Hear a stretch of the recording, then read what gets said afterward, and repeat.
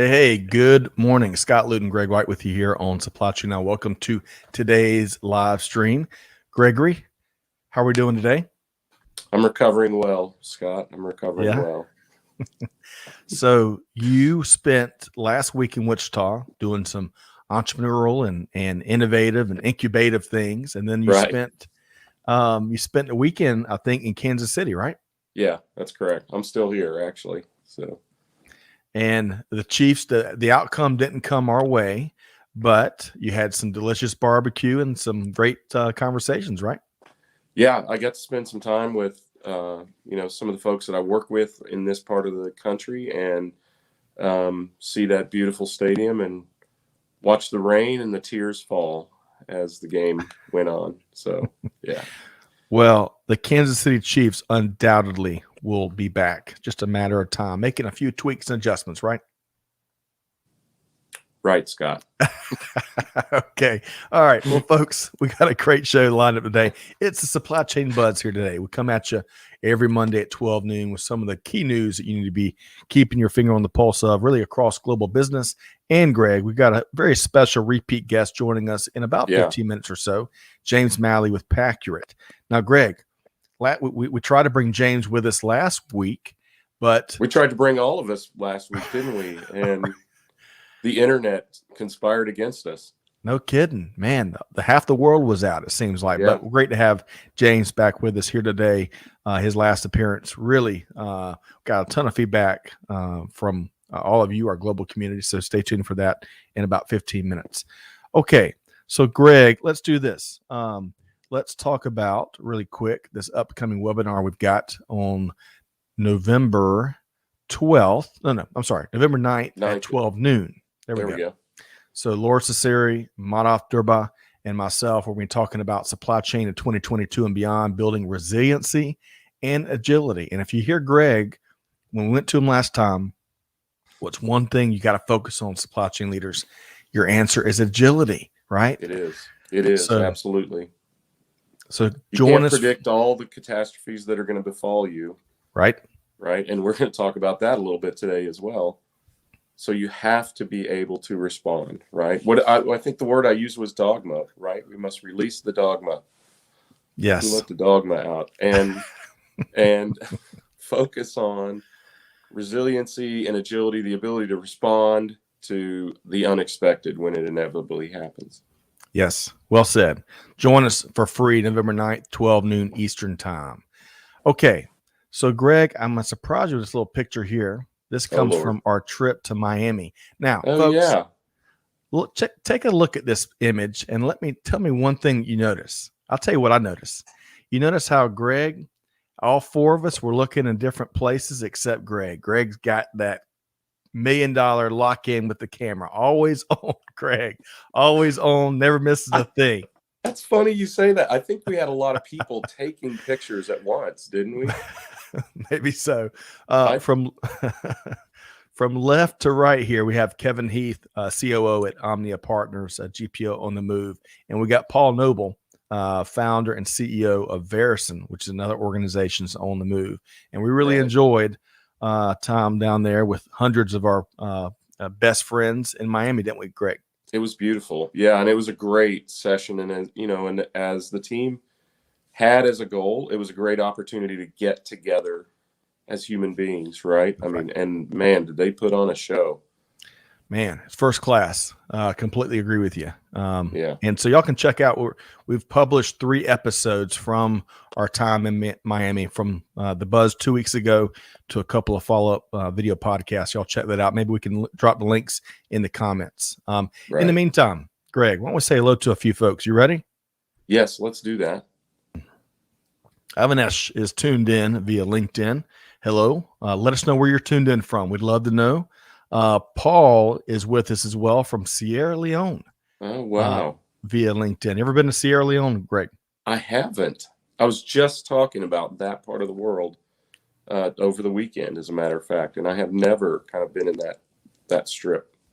Well, we'll see if we can't change that. And then we have Azalea is back with us. Good morning. Feels good to be here today, she says, and see you all. Great to see you, New Azalea. pick there. I like that.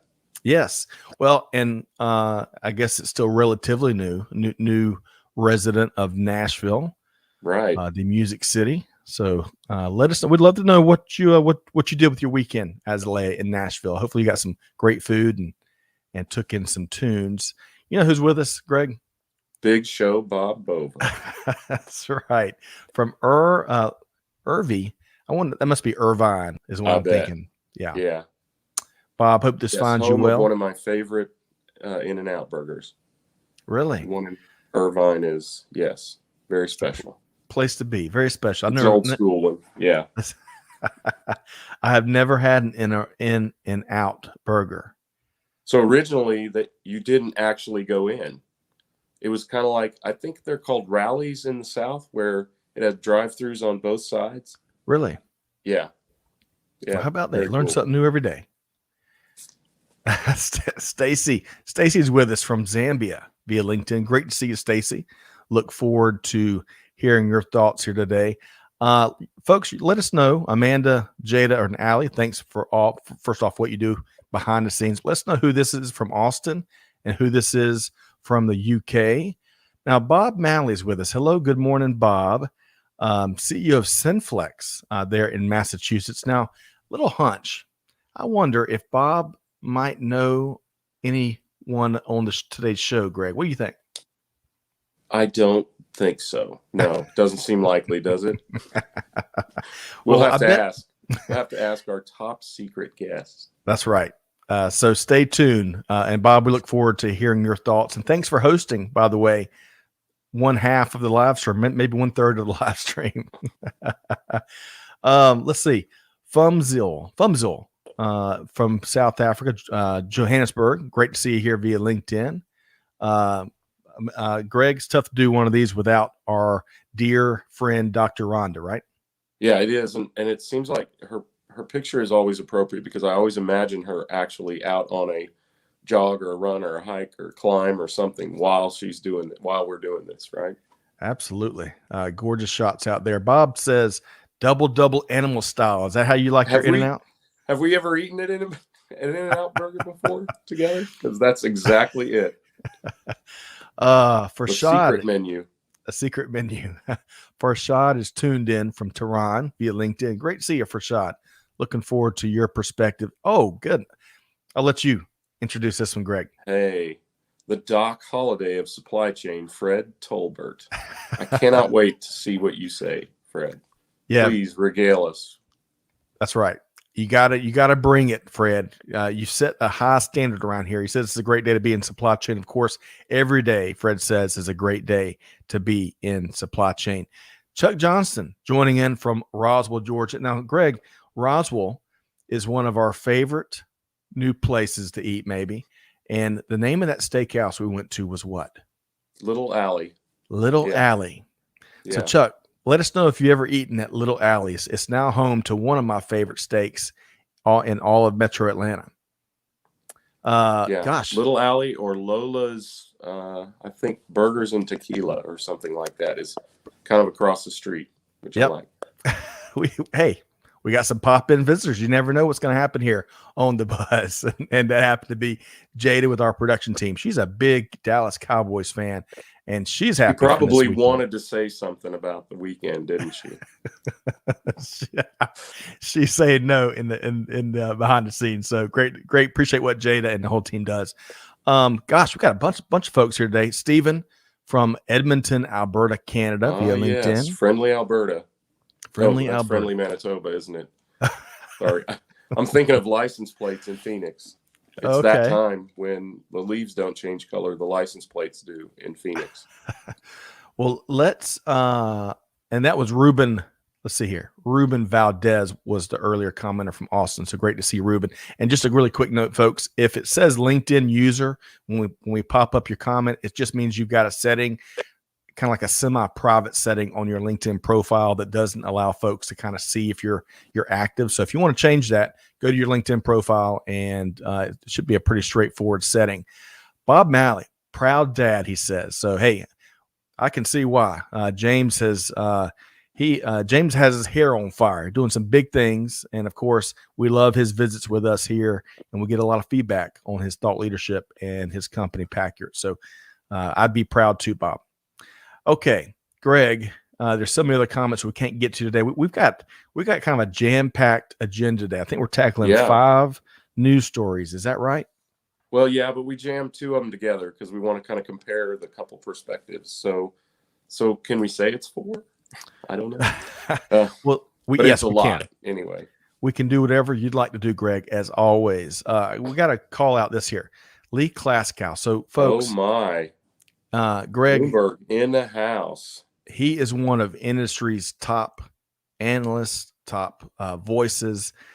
Lee can cut through the noise like few people can. So make sure you're connected to Lee. Make sure you're following him. I think especially LinkedIn is probably the main social channel beyond what they publish at Bloomberg. Right, Greg?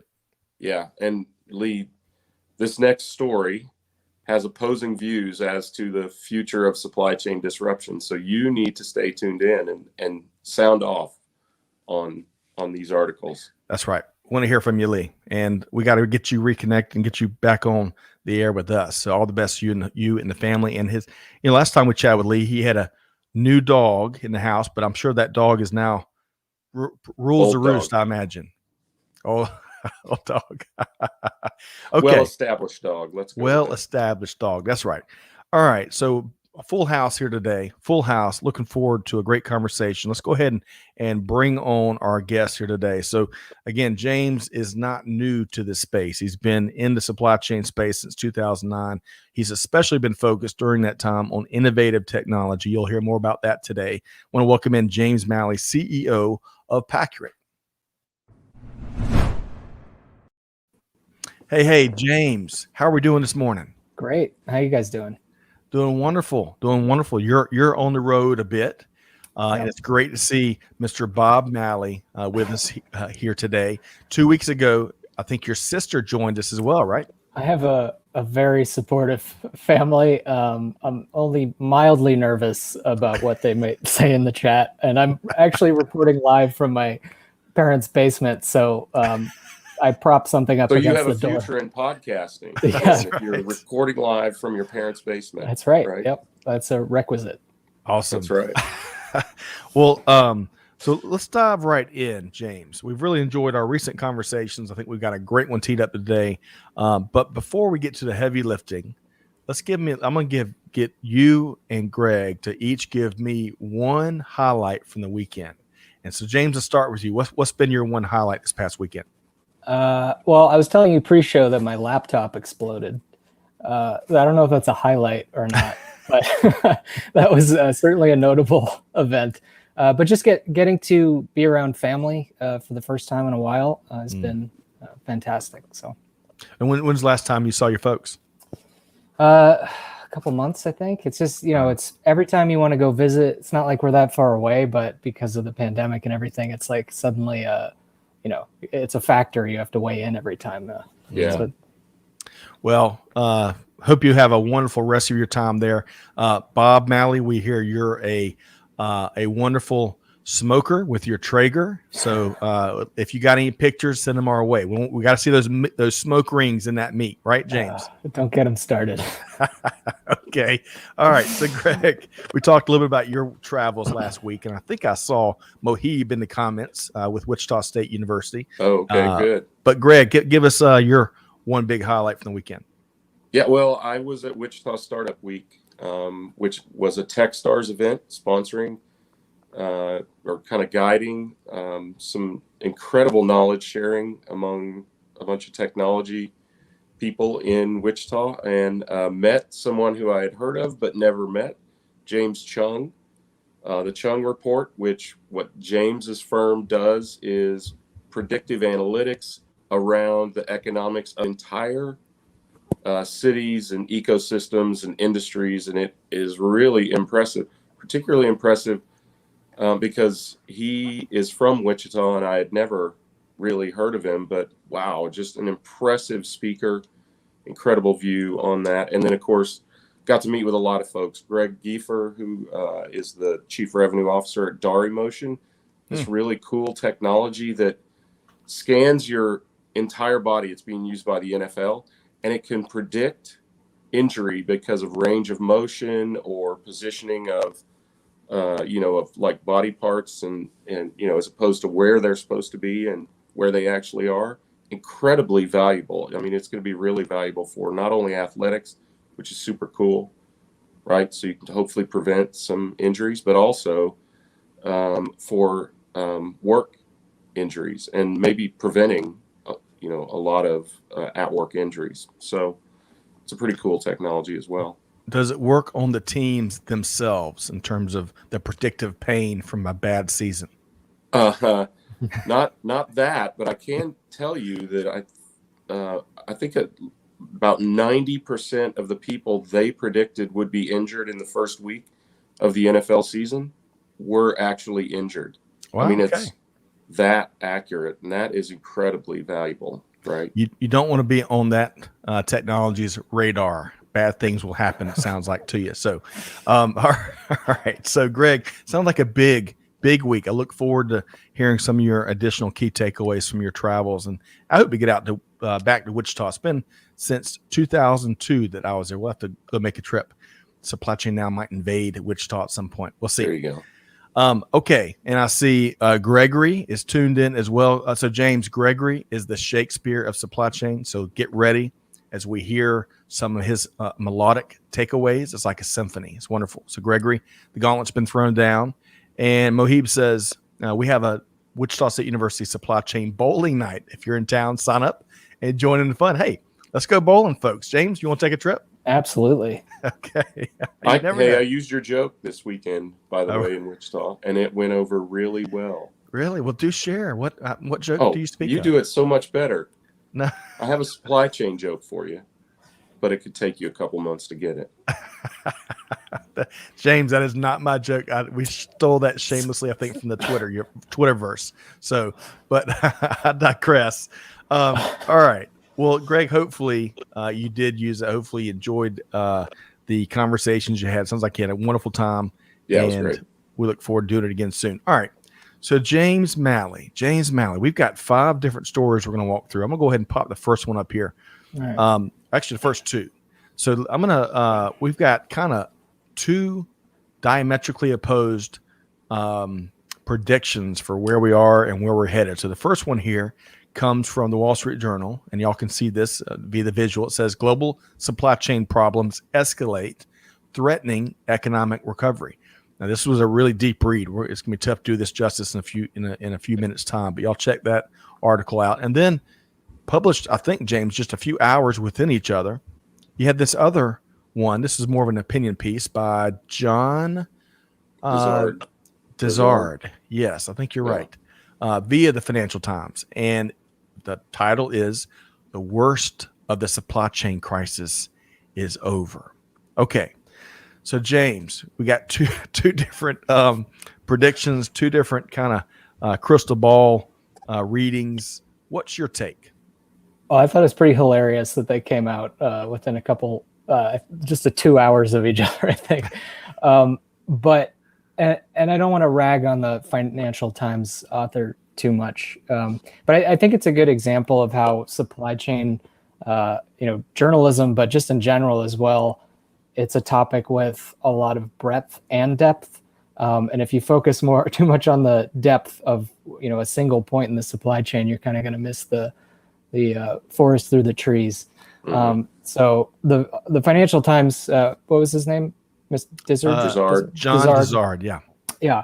He did some work. He did his research and, kind of did some data analysis of cargo ships at port and was kind of showing that there's some percentage decreases in backlog at certain ports around the world, which in isolation could be taken for fantastic news. However, if you then found the Wall Street Journal article, you'll see that they zoomed way out and looked at much more critical issues across the entire supply chain. I don't know if that was your take, Scott, but I thought the Wall Street Journal thesis or sort of main point was the most important takeaway, and that was the global economy is just completely out of sync with the dwindling pandemic. Right. Retailers and manufacturers in the West want all the goods and raw materials because their customers want it. But suppliers in Asian countries and elsewhere are still locked down or have severe restrictions, and they just can't get the material there. Right. Yeah, I generally agree with you. I think, we love our good news around here. And if you look hard enough, you can find some optimistic, segments or metrics or you name it. And so I can appreciate John Dizard's approach there. But based on what we're seeing and the fingers on the pulse, the conversations we're having, the practitioners and the supply chain leaders that we're hearing from, as kind of reflected by the Wall Street Journal piece, which was a deep dive, kind of a more systemic approach to what's going on in the path ahead. I think we got a lot more pain, and I don't think the worst is ahead of us. I think the good thing we've got cooking is, we as each day passes, some of these newer, more unique challenges we've got some more experience with, right? And it sounds kind of silly to think a day of experience is valuable, but I would argue it's very valuable. So we'll see what's around the corner. I think, year end, kind of where we've been and where we're headed. It's going to be a season that keeps on giving, right? And lessons learned and a lot more pain, but I'm not sure if we're through the thick of it yet. Greg, what's some of the things on your mind?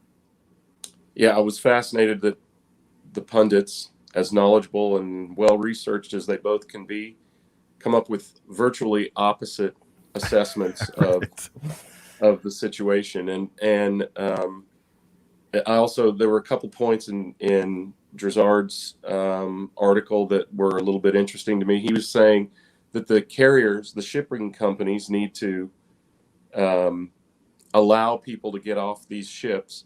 And in fact, in a later story that we're going to discuss today, we're going to talk about the fact that it is not even in the hands of the shipping companies to allow their sailors off of those ships. So, right.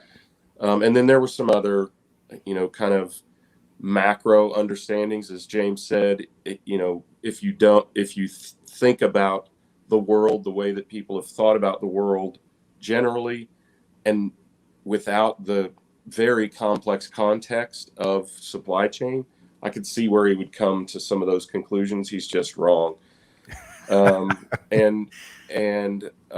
I think that what's further interesting about that, as we think about the future of supply chain and future disruptions, and the past, frankly, of the last 18 months, if you think about the disruptions that we've experienced, that the supply chain always experiences, those have not been the catastrophic ones, not even the weather in Texas or a ship being stuck in the Suez Canal, which, by the way, has happened before.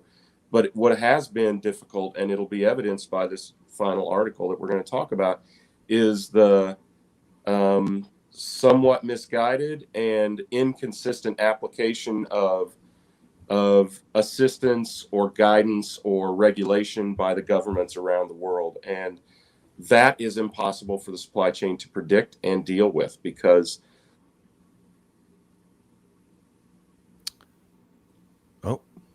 I'm in suspense. We're all in suspense. We may have lost Greg there momentarily as he is on the road from Kansas City. But, he makes a good point there, and we'll see if we can grab him back in a second. There's talk here in the States, James, about the supply chain, creating a supply chain czar, kind of a pseudo government official that may have the wherewithal to break through certain rules and regulations and create actionable consensus, I might call it. Have you heard any of that, and any thoughts on that?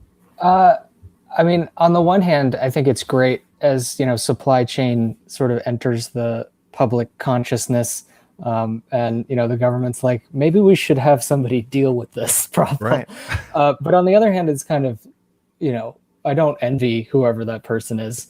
Global supply chain or national supply chain, it's hard to just be like, all right, you just take care of that problem, and we'll be fine.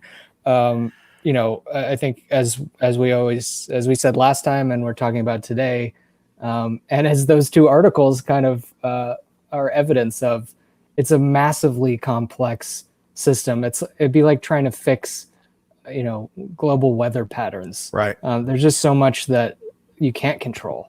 Yes. And really so a good supply chain practitioner sort of embraces the chaos a little bit, Right. and just focuses on what they can do or what they have control over. Excellent point. And while Greg's not here, I'm going to share a little opinion here. I think some good could come out of something like that. I think some of the things within our control is, as has been pointed out with the ports. Our ports in this country, it's been said, are decades behind ports in other parts of the world. Rather than them working as one big system, fully communicating with each other, full visibility, multi-party data sharing, they don't work like that. They work more in kind of fiefdoms, right? And so I think that's an opportunity that would take a very unique use of power, influence, authority, resources to create, really transform how ports do business here, at least in the States. But to your point, it is massively complex in a way that so few people really get. If something happens here in Georgia, it can reverberate around, halfway around the world. It's amazing how it's like a global organism that supply chain works. So I appreciate your perspective. We may be regaining Greg here in a minute. While we do that, I want to say hello, Debbie, also in Wichita. Great to see you here today. Look forward to your take on this. Rhea, maybe, tuned in from Singapore via LinkedIn. Great to see you. Looking forward to your perspective. And Cecily, or Sally, maybe. I apologize if I get names wrong. Let us know. It's very important to get everybody's name right. And he is tuned in from Uganda via LinkedIn. Let's see here. And Stephen also agrees with our prevailing assessment that we're not through the pain just yet. I'm with you, Stephen. Okay, let's see. There we are. I get to be on top now. Right.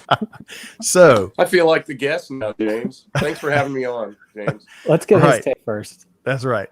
And Rhonda says so many variables coming into play. And Rhonda, I'm with you. Especially when you move from, the U.S. current state and you kind of the U.S. Market, and you get into the global organism that is supply chain. All right. So Greg, you were kind of halfway making a point. I kind of threw out there while you were gone what James thought of the idea of a supply chain czar, but you were kind of talking about how some of the governmental involvement was creating some challenges. So finish your point and we'll move on to what's next. Yeah, that's the hardest thing to predict, is what governments will do, because it's often in an effort to curry favor or establish political position, or based on supreme ignorance and short-sighted goals, right? Changing public opinion rather than actually creating a real and sustainable solution. And that really disrupts supply chain. So and we will continue to see that. We've seen it. We're going to talk, as I said earlier, we're going to talk about it in yet another one of these stories and its impact on supply chain. So that's the thing that we really have to work and look out for, because we've always faced the other types of disruptions in supply chain. The difference being now everybody is actually paying attention to supply chain and knows what those impacts mean. We asked for it, right? We wanted a seat at the table and we got it. We got to deliver. There is no hiding anymore. And I'm not saying anybody was hiding, but there is nowhere to hide now as a supply chain professional. Well said. Okay. Let's welcome in Stacy's perspective here. She says, I think the one takeaway is supply chain personnel who is a good risk manager will be able to adapt to sudden changes, or maybe better able to adapt to sudden changes. And that's simple genius right there. That's exactly right. I mean, excellent point. Yeah. Okay, James, one last word before we move on to what's going on at the U.S. Postal Service. Any final thought there? About the two articles? Not really. I mean, I think, if the container ships are in the news, whatever's in the news next, there's going to be some journalists that only focus on that thing. Maybe, FedEx has a problem. And then when that problem alleviates, they'll say, well, now the supply chain is sort of up and running again. Right. So you kind of have to, if you're interested in supply chain, but you're not in the space, you really have to choose your sources carefully, I would say. Nice. That's great And advice. many, I think, James, don't you think? I mean, I think we need a broader perspective, even from supply chain professionals. Sure. Yep. Excellent point. I'm curious to know what Bob Malley thinks. I wonder if Bob thinks that we've gotten past the worst of it. We'll see if he chimes in. And folks, we Just want to have know him come down, James. Right. Yes. Hey, Dad. Folks, Bring let snacks. us know. That's right. We'd love to know what you're thinking about these. But let's shift gears. I want to pop in this next article here. So the Pony Express used to be a thing, right? And we're not talking about the SMU offense back in the 80s, but the Pony Express, what at the time was very innovational, but of course that was centuries ago. Well, there's some big changes taking place at the United States Postal Service that we're taking maybe a few steps back, maybe re-embracing some things of the past. So as this Market Watch article says, starting October, sending mail is getting slower and more expensive just in time for the holidays. So James, what's going on with the U.S. Postal Service? Well, I love the picture. It makes it seem like the post office used to be much more action-packed. Right. But the gist of it is some first-class mail is getting more expensive and will take a day or two longer. Perhaps the piece that'll affect more of us is peak shipping charges, anywhere from 75 cents to $5 a parcel. So that's bad. But other than that, I have kind of, because this is a few days old, this news. Right. And over the weekend, I was trying to, crystallize my thoughts, and I'm still fairly conflicted because on the one hand, I'm a bit of an idealist, and the post office has been around since our country's founding, and right. Is arguably responsible for the flourishing of democracy here. And so they were given a civic mission, basically from the very beginning. And so as part of their 10-year plan, they talk a lot about being profitable. And I don't think that's appropriate. I don't think the post office is meant to be profitable. On the other hand, the world has changed. A lot of people don't realize that the post office is not run from taxpayer dollars, though they've been, borrowing from the Treasury since I was in college. Right. They have to sustain their operations with revenue. And so I think, they have to adapt in order to keep the operation going. And if that means they need to, raise some prices here and there, I mean, e-commerce has changed how things move around the country permanently. Right. So some adaptation is needed, but that's why I'm a little conflicted on maybe not the news so much as the kind of explanation that they're giving for it. Excellent point. Okay. So really quick, before I feel like we're going to get some tell it like it is from Greg White here, but really quick, I think so many things have changed since the United States Postal Service was set up. And just my take, I think a lot of organizations are taking advantage, and it's adding to volume, and it's impacting all the folks that perhaps need to rely on it. Right. I used to send up in our first business, we sent a bunch of stuff through the mail, a lot of times certificates related to training. And we learned early on, we didn't use the postal service. You get what you pay for at times. So we went UPS ground, all that stuff, and it worked like a charm. We paid a few extra bucks, but it worked so much better. And so I'm not sure exactly what changes have to take place, because James, you alluded to it's been it's been a lot of in the red for a long time, right? And also has impacted various aspects of the service, the core service itself. But Greg, bringing you in as we are uncovering what the plans are with United States Postal Service in the months to come, years to come, perhaps. What are some of your thoughts when you hear about these changes taking place? Well, I applaud the effort. They lost $845 million fewer dollars in the last quarter than they had in the same quarter the prior year. But still, it's an incredible drag on the economy and right. on government, because they do borrow the money and they never pay it back. They're unable. It's an insolvent organization whose entire purpose for existence has is completely obsolete. They can be replaced by organizations that do seek profit and that can just as easily serve the betterment of democracy, if you want to say that. They are the largest carbon producer in the logistics industry, if you count them as part of the logistics industry. And they largely, as I think all of us can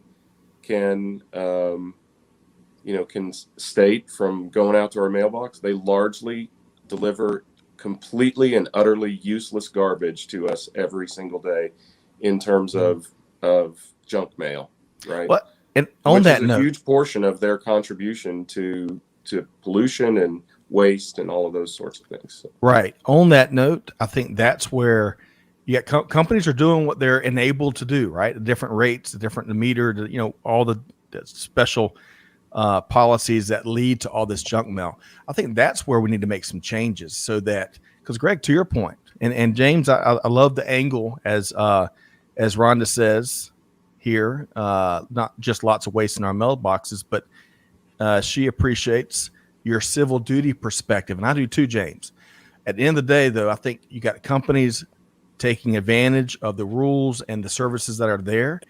And that's where I'd start the changes, right? Because that stuff that hits our box, all of our boxes every day, not only to Greg's point, it's a ton of waste, but it's abusing. It's not abusing because they're not breaking rules, but that's what we got to change, I think.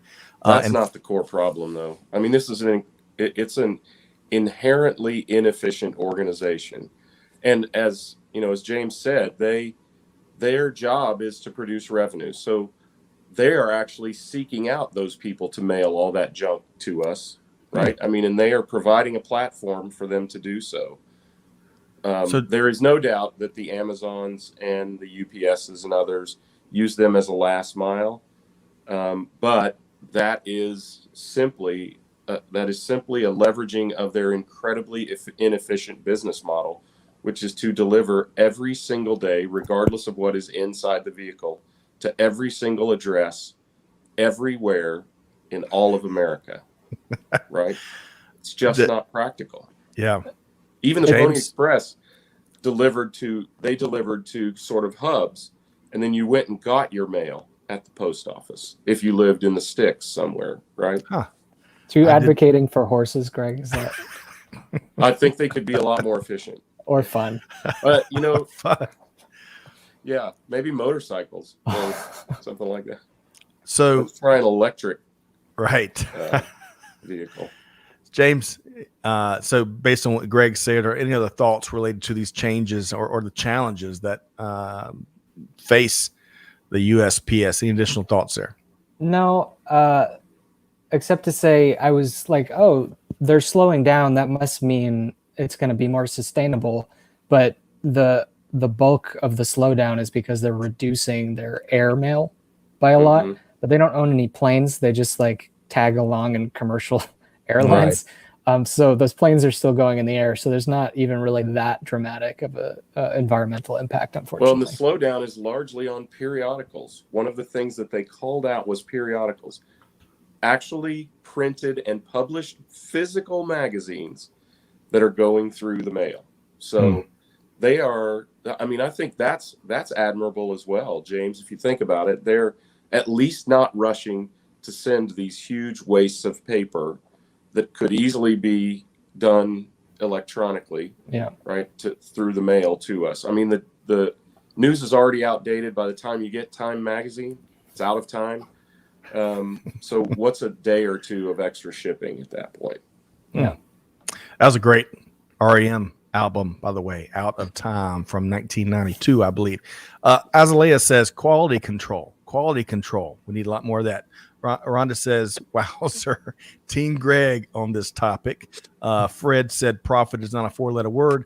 Amanda says, love Jane's perspective on the USPS. I was reading over the weekend how many are very concerned about those delays, particularly those receiving medication and other vital documents and information through the mail. That's a great point, Amanda.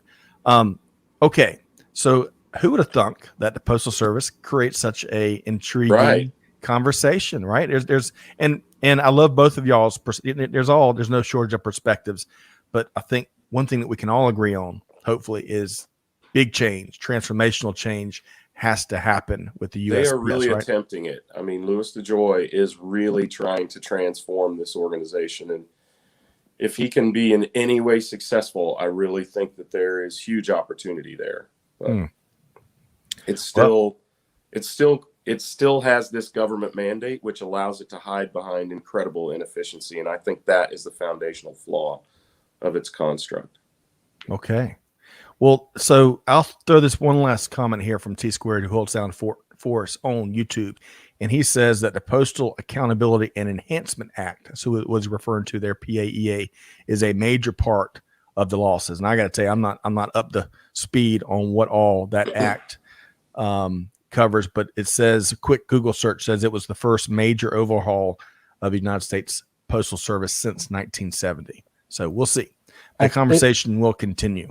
I think that act, sorry, yeah, go real ahead. quick, Scott. I think that act basically said the post office had to pay for their workers' retirement ahead of time. That was one of the major provisions of the bill, which anyway, I don't want to get too political, but it definitely threw a wrench in the works for operations. Gotcha. That's a good point. Lots of moving pieces with the massive service that is the United States Postal Service. Okay, let's move to a different topic here. I want to bring up, we talk a lot, despite all the technology, innovations, Greg and James, and there's the exciting thing. The good news there's a ton of that, but still, as we all have agreed numerous times, the people still makes global supply chain happen. So this article here came out via CNN Business. This is from a week or two ago. And all these folks keeping global supply chain moving forward, pandemic, no pandemic, you name it, making it happen. But one group of professionals that endured challenges perhaps that other different sectors didn't. And we're going to be talking about our ocean shipping workforce. So James, this article here that came from CNN Business, the workers who keep global supply chains moving are warning of a system collapse. That's the name of the article here. So James, what are your early takeaways from this piece? Well, first of all, I just want to thank you guys for highlighting this. I've been watching your show for a long time, and you always routinely cover people that don't get covered very often. But I have to say, reading this, I was honestly a little bit ashamed that I didn't know what the sort of seafarers, the folks that are working on container ships, have been having to deal with. Because we know ocean containers and seafarers, truckers, it's a hard job anyway, right? And the conditions that they've been subjected to over the past 2 years have just been terrible, and they're really the bedrock of how this whole game is played. Right. So the article talks about these folks that have been at sea for a year and a half, forced to get multiple different kinds of vaccines. One guy had to get 6 shots because each port has a different requirement for which vaccine's approved, or they can't get a vaccine, or they're just sitting. I mean, when we see all these news articles about the container ships lined up to the horizon, there are people on those. Right. Those aren't just the ships. Right. So anyway, if you haven't read this or some of the follow-up reporting, I highly recommend it. The International Chamber of Shipping wrote an open letter to the UN and the WHO, basically begging for some amount of international cooperation or collaboration, just so there could be a little bit of common sense applied, so these people aren't kind of just taken for granted. It's worth a read. Excellent point. And James, I appreciate the things you highlighted too. Greg, what are some of your thoughts related to our global workforce and some of the signals that these groups got together and pointed out and trying to drive change? Yeah, I mean, some of these folks have been on the water for 18 months. And it is because, as James said, one country has a certain vaccine that they approve. So you get if you want to go ashore, you have to get vaccinated or you have to quarantine. Even when these sailors go home, they have to quarantine at home for a month before they can see their loved ones in some cases. So many of them are from India, Indonesia, or the Philippines, and only 25 to 30% of them have been vaccinated. They can't get off the ship to go get vaccinated. One of the stories was an American chief officer. Her ship had to get special permission just to go to Singapore to be repaired. Then they weren't allowed off the ship while the ship was being repaired. So they have been 18 months effectively on the ship. So, right.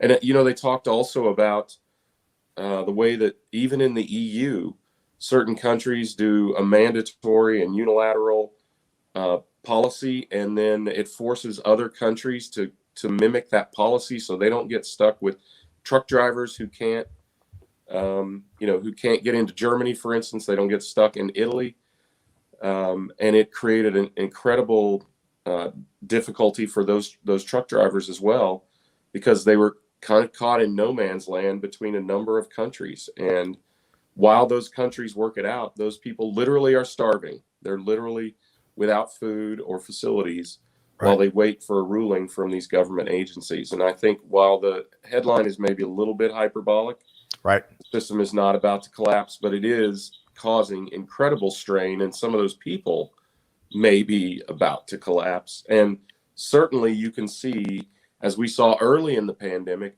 those people who worked so hard and then got laid off or locked down, when the opportunity came to be freed, if you want to call it that, they didn't go back to work. And I could see a lot of that happening with a lot of these sailors not going back to work immediately when the opportunity for them to actually get home comes. They're going to want some time off after spending 18 months effectively working every day.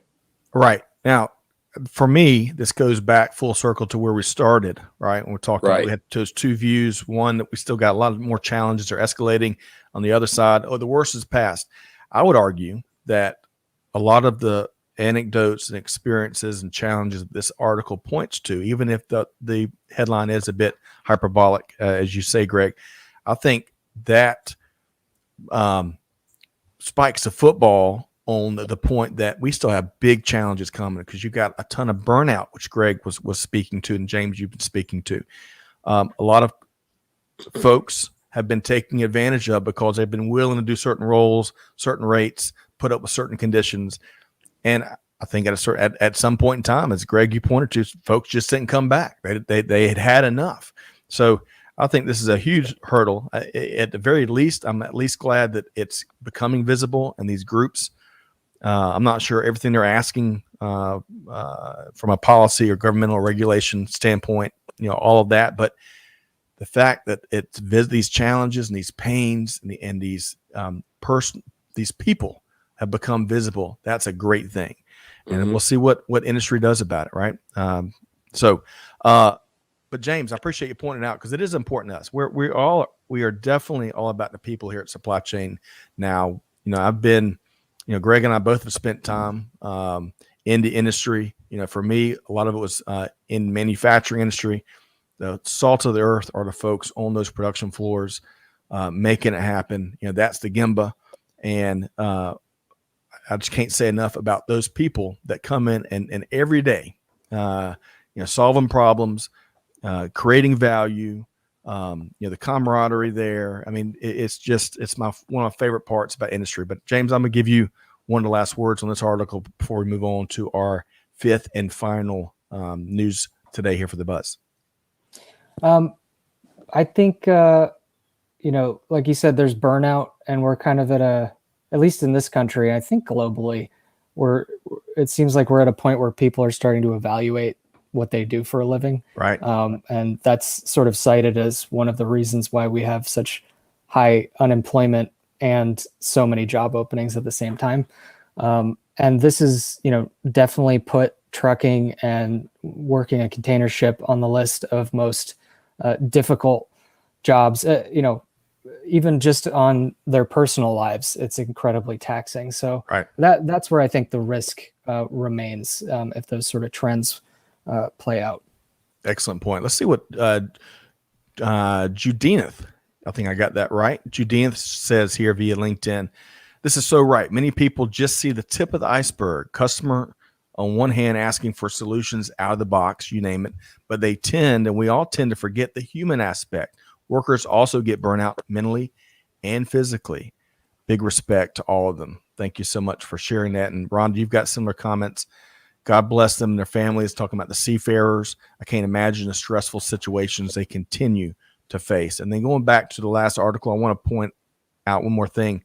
T-Squared talked about the PAEA in 2006. Well, comes from a postal family. And I believe this point here, I think they've got to pay in. Is that 75 years ahead of time? I'm not sure. Well, anyway, T-Squared, if you'd elaborate on that point there. But I appreciate your perspective, especially since it's really close to home. But all right. So James and Greg, man, we got a jam-packed buzz. It's a tidal wave of news to be working through today, isn't it, Greg and James? Yeah. Let's keep going. Let's keep driving. Okay. All right. So this final one may be the easiest thing we talk about here today, because we're talking about a new level of collaboration, innovative collaboration between Walmart and Home Depot. And it looks like Walmart is starting to land some early customers with it. So James, tell us what's going on here. So at a high level, Walmart has a delivery infrastructure now, and they're looking for other retailers to hop on board. The most interesting part for me is that it's a white label deal. Right. So you're not going to see Walmart plastered across your Home Depot box, which I just think is really interesting. It's shows at least a little bit that Walmart, they're not just looking for a bunch of billboards floating around and being delivered on your doorstep. They're actually serious about the supply chain kind of opportunity. Beyond that, I think it's great for the future. Yep. Because this is sort of a blueprint for other retailers, medium-sized retailers, or maybe even small retailers that can band together and do things like this. And I think the hope is someday we'll be able to look back and be like, how did we ever have goods that are available locally clogging up our national supply chain when they could have just been, some other retailer could have brought them over in the same step. So the optimist in me sees that side of things. Love it. Greg? I love the idea, and I think it's interesting that Home Depot is who signed up first, right? Because brand is very important to both of these companies. And as James said, the Home Depot deliveries the boxes at least looks like they will be branded Home Depot, and the trucks will either be branded Go Local or something generic. So, it's, as James said, this is not just a publicity play. This is a real service to the industry, and it is a real, very real service competitor to Amazon, FBS, right? So this is another one of those ABA type applications, anyone but Amazon as the service provider, that hopefully will start to level the playing field eventually for some of these small retailers, as well as save energy and save time and save transportation and traffic in our neighborhoods, right? From delivery of some of these more local type goods. Well, and we can all expect Walmart to continue to find ways of flexing its muscles when it comes to 4,700 brick and mortar locations. That's part of their ABA strategy for quite some time. This is just the latest ripple. So I to your point, Greg, I welcome it. I think the more competition that other folks can bring to the market when it comes to e-commerce and delivery and well, it's not e-commerce anymore, right, Greg? We've established that it's just commerce. Right? Yeah, it's just commerce. Right. So this is really cool. Look forward to seeing what else Walmart does. Greg, we had a chance, and James, you may have caught the episode. We interviewed one of their truck drivers for Walmart. That was certainly one of my favorite episodes of the year. She's amazing. Yeah, April, I think, was her first name. Right.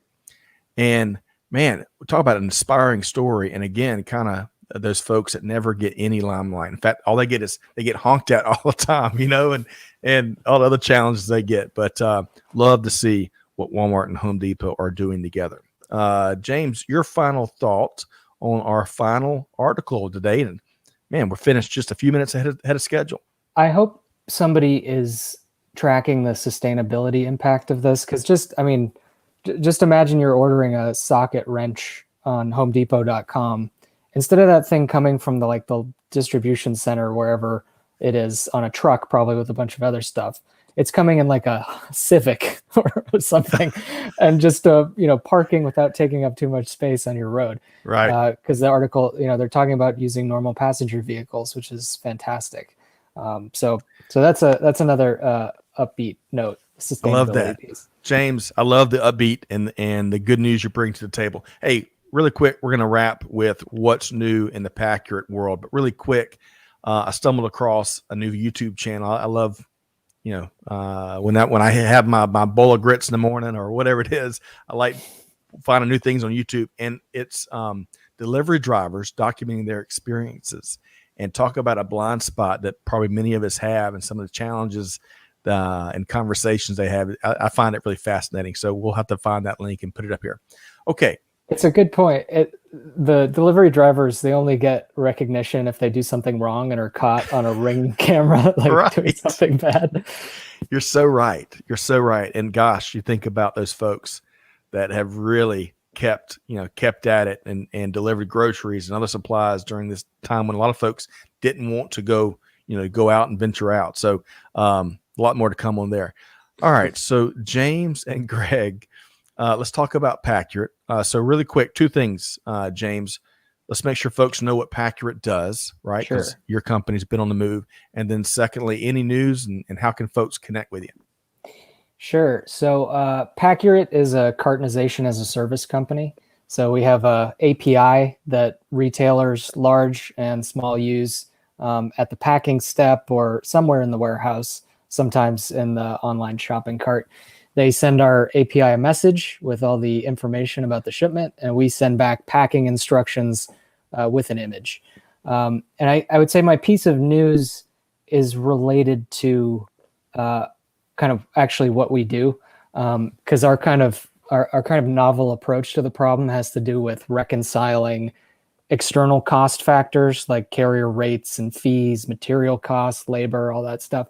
And so I'm not sure if it's news, but a recent trend, some of our newer customers have come to us because they've decided to take the strategy of diversifying their carrier relationships. So they're using a whole set of new carriers that they haven't used before that have different pricing models.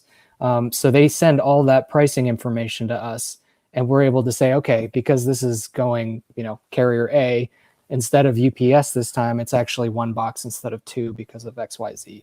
Wow. So kind of a tie-in to, I guess, what we talked about a couple of weeks ago with the multi-carrier strategy, but pretty cool to see it play out on our side. I bet. You need to call Walmart, it sounds like. I try to call Walmart. They don't take my calls. Well, I love how kind of you're using that almost like an insider's guide, insider's information and rates and letting folks kind of compete and work with these carriers in a much more intelligent manner, saving money, saving time, saving headaches. It sounds like to me, James. Yeah, I think that's what we've come to see in our space, which is fairly niche packing, but obviously it's got a lot of ramifications. But when you make a big strategic change, you got to look, just like those two articles where one was kind of myopic and one was looking at the big picture. You really have to track the ramifications of every major change you make in your supply chain. That's right. Well said. All right. So, James, as much as I hate it, our hour with you is just about up. Greg, your final thought when we still have James here. Anything you want to add to what he and the Paccurate team are doing? I love two aspects of it about it. It's the sustainability aspect of it and the economic leveling of the playing field, if you will, because we've talked, Scott, you and I have talked for years about the complex and sometimes intentionally obfuscatory methodology of billing for shipping that the carriers use, especially the big carriers, and how that impacts companies after the fact when they can't do anything about it except pay the exorbitant additional fee.